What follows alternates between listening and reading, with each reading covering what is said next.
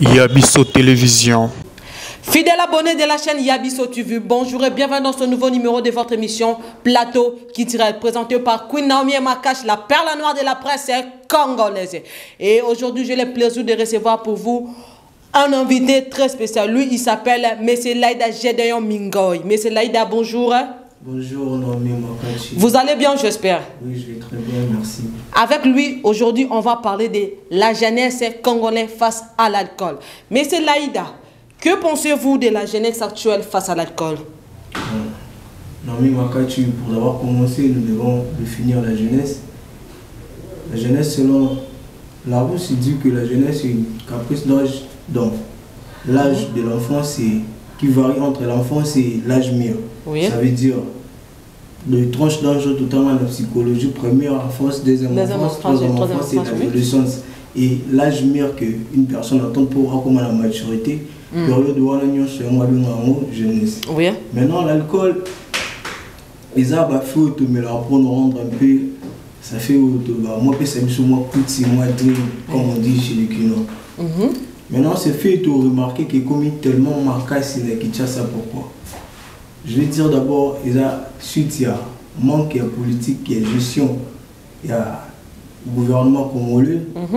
Et puis, je dirais aussi, ils allaient vague haut et emporter jeunesse parce que la jeunesse d'aujourd'hui est trop copiée. Ils ont copié trop style de vie et à la jeune Occident. Pourquoi je le dis?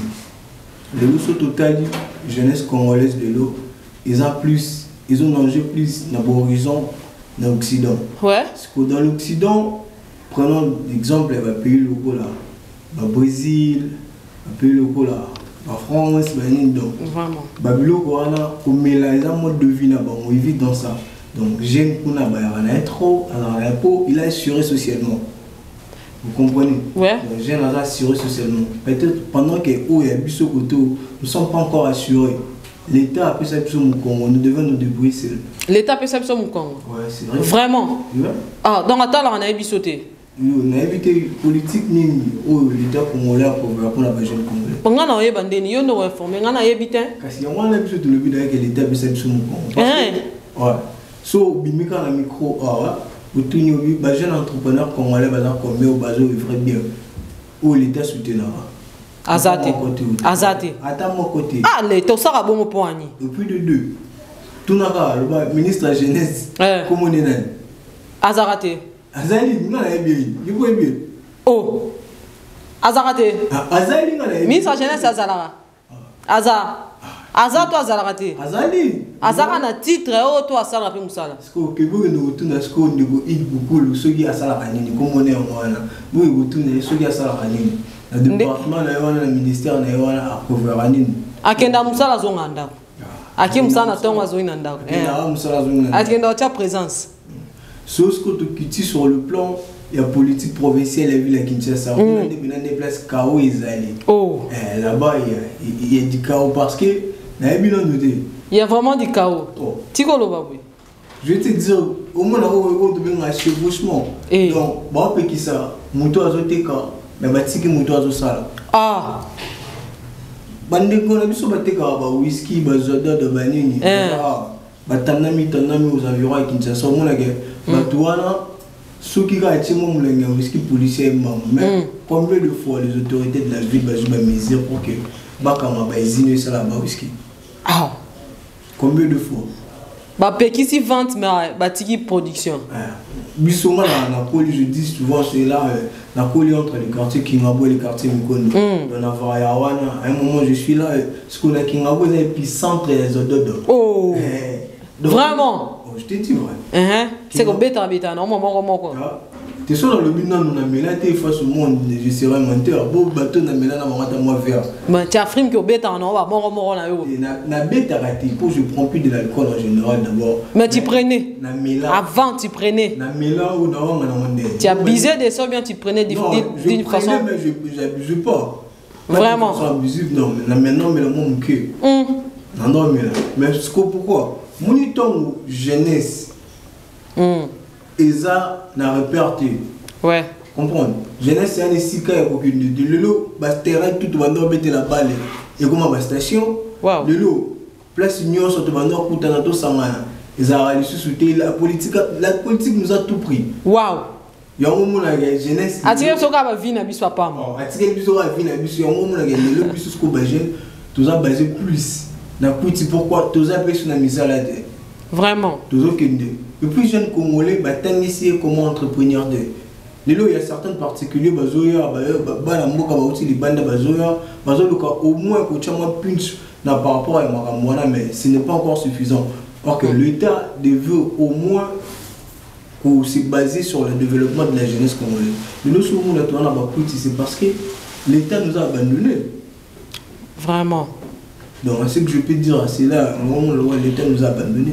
Vraiment, M. Laïd Abi, la jeunesse face à l'école, lui il trouve que l'État nous a abandonnés. Il donne la faute à l'État parce que l'État a tiqué les bisous, Babylon, moi, ils ont poussé biso rato qui ne ko s'abiser na alcool. Mais c'est Laïda.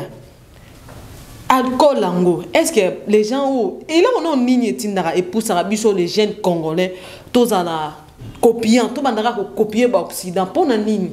Pourquoi pas bango ba copier biso? Pourquoi pas ba nation mususu ba copier ka tellement ba occident mais biso eza eza trop profond pour na ligne biso eza bongo. Influencé par ce qu'ils voient et ce qu'ils écoutent.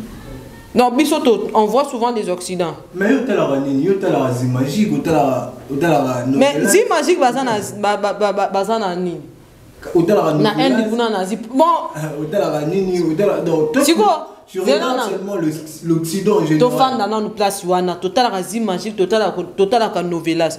Pourquoi pas on a copié attitude ya zi magique? Il y a ben indien. Rythme indien et bazalaka un peu hein au senti bazana comment dirais-je ba tabou ebele bazana ba respect ba biloko ebemo ba norme ba nini ebele contrairement na zi magique parce que na zi magique il y a dans la novelas ba censure donc bango kuna tout est permis. Contrairement à zi magique pourquoi pas on copie zi magique et puis copier kaka novelas. Même ce que l'homme est influencé par ce qu'il voit et ce qu'il entend. Environnement na oyo kabani. Tu écoutes d'abord les chansons franco-américaines. Tu manges le franco-américain. Quand tu sors à l'extérieur de chez toi.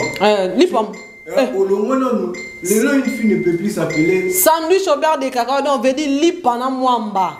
N'ento lia di banana na restaurant. Lipana mwamba. Oh la tendeni. Bakinoise bon balingani. Balingani. Donc à vivre le quoi en apôtre pendant qu'il n'est pas en Europe. Oh. On dit qu'on vit bisoto pour la bakinoise en wana. Vivre le quoi en apôtre pendant qu'on n'est pas en Europe. Pendant que on a une culture différente. Le long on a s'est tracassé. Amioka passe pour aller à un bon ou salir économie bon on a accueilli un restaurant. Restaurant on y a fouté on l'a donné on l'a vu qu'on on l'a quoi en tête. On l'a quoi en tête. Bah quoi on va te dans un restaurant. Maman je vous assure que toi que moment la mouton que mais la j mais est-ce qu'il y a italien ngai. Ah alors on a été. Ah, mais face à les gens ça. On a bien aller en hôtel bilo la pizza. Bilo la boza qui to. Moi te bilo la boza qui tote. Net pizza boya razei. Net singa. So liang au stanza. Net singa benon. Je ne suis pas trop fan de Babylon. Il y a certaines choses hein na sepela na mode na netini net singa na web suma mo solo depuis na bote mana na lia na hamburger ate. O ya solo wana pizza. Bon mundele da yexo. Oko sabiso. Mundele o ata la biso da lia mikum. Mbapa laïda yango to fan de la place wana. Si on prend nini biso to zaka na complexe wana. Imagine un peu mais c'est laïda lelo yo ke aux chance au Québec à moi tourner aux États-Unis. Ok kuno kutani na bakamano soit chef d'entreprise na bino aux États-Unis ayambi e pa na a servi yo nini polia. On laisse au bilo la maman mindele. Mais si qu'est-ce qui nous empêche biso ba congolais mundele moko aye asa la supérieur to inférieur pa na yo lambele pe na mwanda kala fufuna pondu. To ça la ngote point. C'est dans la tête. Nous on pense que tout de eux merveilleux qui est biso. To présenter pe moi qui tire na biso. Pour la biso, ce que nous faisons, ce que nous avons, c'est pas bon. C'est ce que eux ils ont qui sont bons. Il y a moi la biso to la ngo, biso ce que to la ngo, mon amuto na biso ba congolais bon. Vous savez qu'à l'époque des Zaïre on était valorisés hein. Moi je crois biso tozo koma to kitisi ba valeur na biso to ça donc tozo mimona susu toza kitoko te toza na neti nyonso tozalaka nango ezalaka susu bien te ya bango kuna eleki ya biso ya bango kuna kitoko mpona nini ele onyeseli so tokoma bongo. Bon, moi je pourrais dire que personnellement, ah ouais? Parce que moi j'aime dire ce que je sais, ce que je maîtrise. Personnellement, je n'ai pas vraiment vécu l'époque de Mobutu. Oui. Je ne suis pas ce qui s'est été, mais par les ententes. Neti makambo on peut banana mokala mais Wagner monde siko et Mati Makasi. Et Mati Makasi. Et Mati Makasi. Bon, si vous allez Mati c'est Makasi. C'est je pourrais dire quoi? Hein? Tu vois, la technologie aussi nous a fait un défaut. Waouh! Vous voyez, Bisso Lelo, on a un Android. Auparavant, pour avoir un téléphone, il faudrait être quelqu'un. Mais aujourd'hui, on a filmé. Qu'on a fait Chombo, ça a raté dans l'époque. Chombo a pas si. Faut à moi, la ministre. Il y a un vrai pas si Chombo. Le lot, c'est comme on a filmé qui coucou. iPhone 12, 13. T'as degré. iPhone Sopé Pro Max, iPhone Sopé Nil. Mais bah qui coucou. On a même mon a voiture, on a converse, papa, ballon, on a qui coucou, on a la chambre au salon. T'as degré. C'est pas important, pour est important, il faut dans donc apparaître. Apparaître pendant qu'il ne pas ce qu'il veut nous donner un an. Moi je sais qu'il est là, il ne peut apparaître en un an et monter. Donc, et le logo posé sous. La technologie est tellement avancée, biso siko to comme que ça abusé dans ma technologie et biso malam. Tout ça bisé nango vraiment. Tout ça bisé nango et on moni que tout côté na ba le union sur mon. Aujourd'hui les jeunes qui n'ont plus azal sur na global. Moi aucun zou, to moi goût, to moi valeur penante. Bon mais c'est Laïda. Ce qui aux ala qui n'a poste important en mboka ou. Aux ala vraiment n'a poste important en mboka que tu devais prendre la décision pour la jeunesse actuelle face à l'alcool. Décision nyokozwa. La jeunesse actuelle bon parce que et là quoi bon que la jeunesse tout ça quoi biser l'alcool ma casse. Tout ça vraiment que ça biser nango. Tout ça quoi biser nango vraiment ma casse. Les a eloko ya kolobela. Tu vois un enfant de 12 ans mais moi zodo depuis on a langue. En plus il y a les phénomènes bombés. Les phénomènes bombés donc l'alcool là. Ce qui est catalysé, on a on a terme pendant à bomber pour baimbo kanyo so base on a facilité à comprendre biso. Les phénomènes bombés ils a dit ni. Et bien ka to ka baninga na poto base on a affaire à drogue. Moni tout ce que nous faisons ici ça vient de l'Occident. Na bombé. Na yesu mo seul. Biloko mwindu wana. Biloko wana uta. Biloko mwindu uta poto. Uta na tio na mutuka je crois na tio d'échappement. Na tio d'échappement. Na tio d'échappement mutuka. Ba euta biloko wana nyonso. Si on uta ba on pe kuna ba milango. Ba mila biloko mwindu wana. Maman, mundela na ba pizza ba be. Oh, mundela tira ne drink ndanga na ba basala ba poussière matière à pembe. Ba on na ba matière à mwindu. Wana eza ya biso te. Biso to sala kilo côté. Eza ka made in RDC. Oh, matière wana euta na mutuka ya RDC. Bon, matière première ezo uta. Toza ko exporter. Oh. To exporter la matière première pour to sa bomber. Bisso, Monsieur Laïda. Bisso, on n'a rien. On a tout, mais on fait rien. On fait rien. Mais tu bandi d'accord créer bombé, moi matière première to créer bombé. Moi ni soko la neli origine à mutali bosso mais la qui bombé. C'est quand on a filmé, on a série. Nous on invente rien, pas constater au bombé, biso na le côté. Dans to copier na biso nyonso. Si on le roi tellement to mona ngoza mundu to biteo particularité na biso, ya biso ba lo poso moindo, tozo moi dog na biso ya muindo. Mais c'est Laïda. Soza qui n'a poste moi quoi importé bon que soit décision ozo otia penda ba rigueur pour la jeunesse face à l'alcool. Décision ni nous besoin. Je pourrais aller plus loin le seulement une non face à l'alcool mais face à tout ce que nous voyons les ces dérapages que nous voyons à la jeunesse. Ba bignon so wana.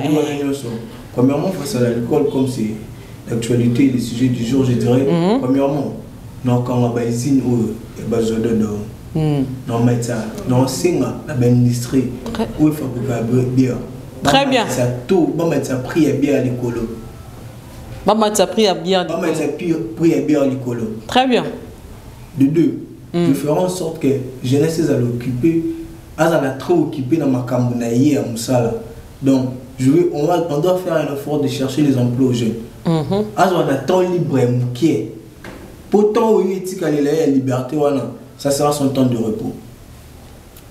Vous pensez que les jeunes vont obéir? Ah, ouais. Ils vont obéir. Ouais. L'État va ça la été mettre, va ça la droit de faire. Sur mon toit, qu'on résister au Sanini. Mon toit, qu'on résister. Il sera face à la loi, moi, on le battait. Face à la loi. Ceux qui sont un bourgmestre et ceux qui sont un gouverneur. Je vais agir par arrêter. Tu arrêtes? Non, par l'arrêté. Donc. Non, par l'arrêté. Non, arrêté ministère. Bon, ça va au quoi j'ai par l'arrêté. Bon, maintenant, on a un cause par rapport à Yanni, on a un bakisaki, on tourne à mon corps. Ceux qui sont qui ministre à jeunesse. Lélo, mais c'est là, il y a un ministre à jeunesse. Il y a un ministre à jeunesse. Je veux faire en sorte que. Ministre Yoka. Tout ça, la collaboration avec le ministre de l'Industrie. Pour nous, tout le monde, il y a des usines où il faut programmer. Deuxièmement, où il faut programmer. Pas l'alcool pénal, deuxièmement, donc on sait que le gouverneur de la province de Kinshasa. Oui. Arrêter où il y a joie. Pour nous, les usines, ils sont en vulgaire et puis ils sont applicables. Très bien, monsieur Laïda. Nazongi na o loba ki soki ozala ki gouverneur nga ki o signé ba arrêté. Monsieur Laïda. Tomona ki marche ezala ki na mokolo ya samedi, il y avait l'opposition et puis ba toi IDPS ba marche qui. Maintenant pendant marche wana, il y a des vidéos qui circulent, il y a moi na oyo. Vidéo, vous allez remarquer dans la première vidéo moi na o hasard liboso ya gang ya groupe nyonso bazo bamba la police mabanga aza na loba comme mener azo mener groupe oyo na mabanga na ye vous voyez. Et deuxièmement, la deuxième vidéo vous montre que non, la police a attrapé moi na wana a bétillé réglementaire, donc a torturé vraiment ma casse. Et par après le président a délégué qui équipe et puis a kenda qui rendre moi na visite place azala qui a administré na hôpital. Mais c'est Laïda. Moi, na abami la police mabanga. Et puis la police a procédé à kangaye, à torturer. Et là, la police a sali. Et nécessaire, il a fallu à torturer moi na niveau anato. Le quoi azaki moi na muke bon a tika enda bambi mabanga a tika batika a kendeka poza moi na muke. D'abord, on a dans des gars administratifs où M. Gentini, le gouverneur, avait le ville-province à Kinshasa. Vraiment. Premièrement, c'est inconcevable, le gouverneur a autorisé plutôt marche et à opposition. La majorité. La majorité au même moment. Modernisation, la nouveauté Zoya. Pendant qu'il savait. Pendant qu'il savait, il y aura dérapage. Parce que tu as les deux forces n'est pas là. Vraiment. On connaît tous, surtout tu as de baisse. Et tu es la mouka, partout. La mouka, elle faillit, elle peut comme balai. Comment elle musique, tu as elle faillit. La mouka, comme balai. Vraiment.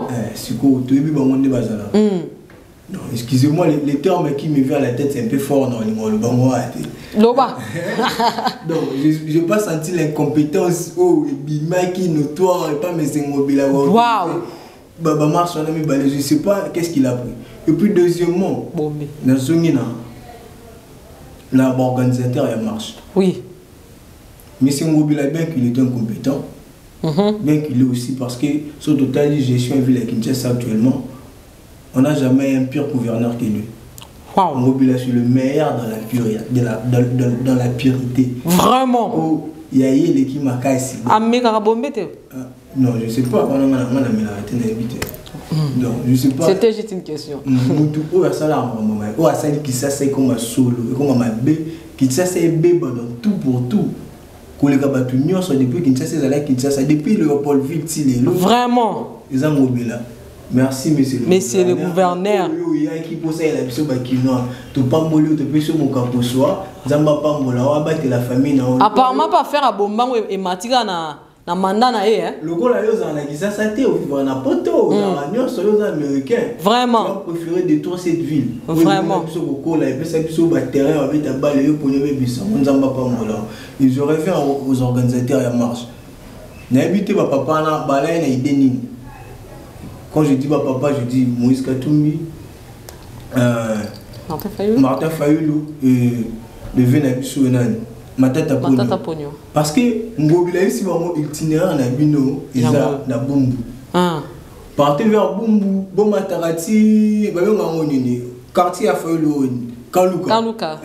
Vous partez, vous commencez par Kalouka, vous passez vers Mouti, vous commencez à mais n'habitez qui sait ça pour la banque, vous avez super le mot. Bah, il y a qui chasse à bien té. Ils ont un point là-bas. Bah, il y a qui chasse à bien té. Mais je n'ai pas compris comment Baboua qui tunera va faire si Baboua. Donc, pour la banque, ils avaient un agenda caché au Bébé. Nous devons commencer par rond-point là-bas pour tant comment on a ça là, ça là. N'habitez. Sur la question pour la torture de l'enfant, d'abord la Constitution, l'article 16 de la Constitution de 2006 plutôt, et puis qui s'appelle torture au monde. Congolais n'a pas le droit d'être torturé. À traités internationaux, et puis qui sait ce que torture au monde. Même la loi portant protection de l'enfant, un enfant ne peut être jamais torturé, ni détenu dans des conditions difficiles.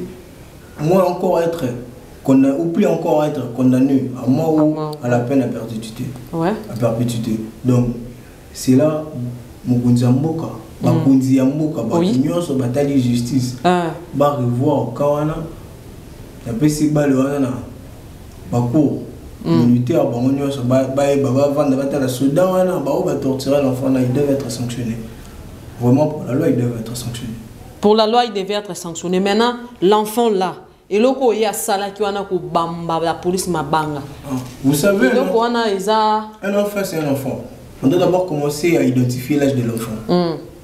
La loi dit que l'âge infractionnel en RDC, c'est 14 ans. À moins de 14 ans, au cas où on a occupé une sanction pénale, c'est impossible. Nous devons commencer d'abord par identifier l'âge de l'enfant.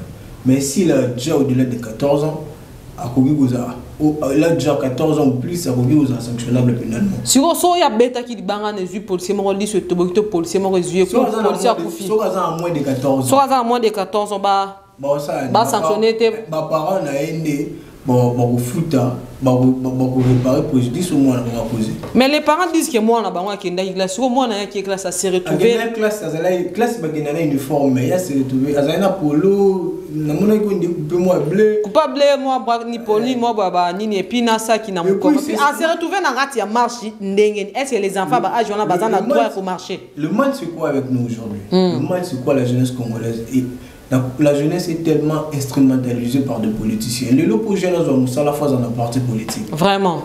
Ce qui n'est pas normal. Le lopo jeune a la fois à recourir derrière un politicien. Ce qui n'est pas normal. Bon, mais c'est Laïda, merci. C'est fait un plaisir. Nous sommes voilà, presque à la fin de cette émission.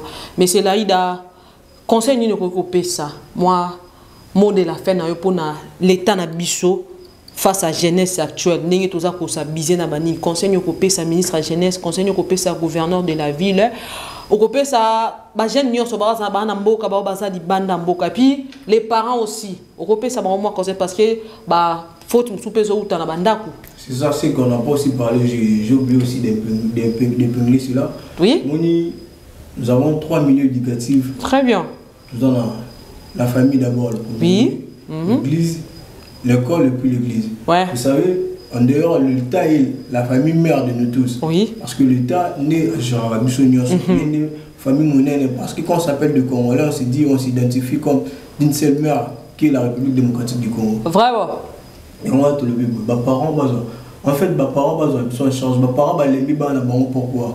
Parce que les parents, parents se sentir le roi comme la défense face à l'enfant. Il ne peut rien dire à l'enfant parce qu'il a son mélagué sous les pâtés, après ça va les sauter.